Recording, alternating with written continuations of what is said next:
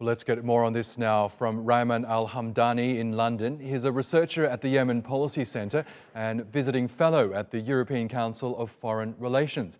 Welcome back to the program, Raiman. The war in Yemen has largely been confined to the country, but we've seen recent attacks aimed at targets in Saudi Arabia and now the UAE. What's behind these latest attacks and why are they happening now?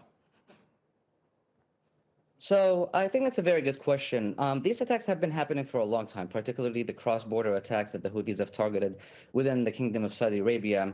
They've been going on for a long time, and I think for sure the Houthis have been targeting the United Arab Emirates with no luck, of course. I mean, they've been getting luckier because of how many more missiles and drones they've been sending, thus having more of an impact now. It may seem that it may be coincidental in the time that Iran and the Western powers are talking about the Iranian nuclear agreement. And some people may think that this might be a little distraction to sort of push or give rather Iran a stronger position in these negotiations in terms of showing the might that it has in the region and how it can collaborate with a bunch of non-state armed actors in order to threaten the Gulf Cooperative Council. But in my opinion is that the Houthis have been able to send drones and missiles that we've seen in the Kingdom of Saudi Arabia, and particularly the year of 2017 and 18 when Aramco sites were hit.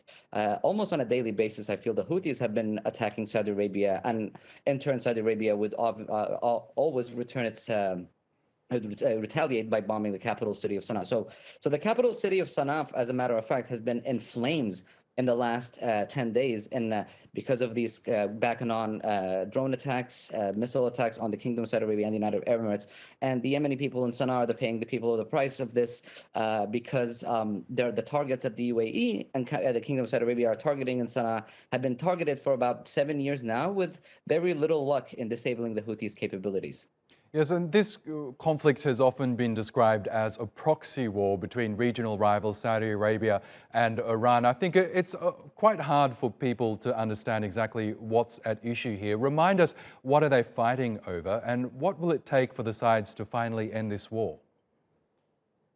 Yeah, no, it's a great question. I also sometimes forget what this conflict is turned into, or rather, I do also think that the belligerents in the conflict have definitely deviated away from their original goals and interests in this conflict.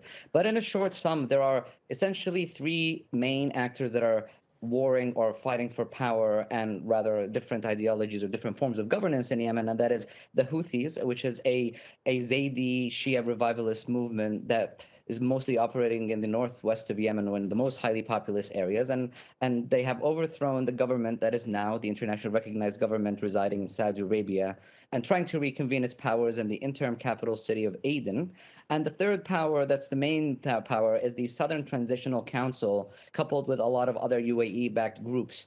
And the goal, and there are multiple conflicts that come in, but essentially that the Kingdom of Saudi Arabia and its coalition is trying to reinstall the internationally recognized government where the Houthis are based and have already become the de facto authorities in these regions.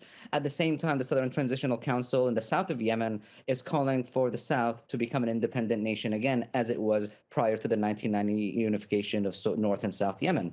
And as such, between all these conflicts comes political parties like the Muslim Brotherhood, the former party, the late President Ali Abdullah Saleh, and other Arab and ideological groups that exist in the region, as well as violent extremist groups like Al-Qaeda, all who have been sort of filled in, or rather trying to fill in the vacuum that has been left through the 7 years of conflict. And I think obviously this began as a local conflict between Yemenis themselves and local differences such as the North-South divide between the Houthis and the government. But obviously the internationalization of the conflict when the Saudi Arabia Kingdom decided to intervene allegedly on behalf of the internationally recognized government, then the Yemen, I'm afraid, got pulled into the regional wars that we're witnessing, or rather the regional power struggle that we're seeing in the Middle East. Yes, and all the while, millions of Yemenis are paying the price, with the UN calling it the worst humanitarian crisis at this moment. Raiman al Hamdani, thank you so much again for joining us on the NewsHour.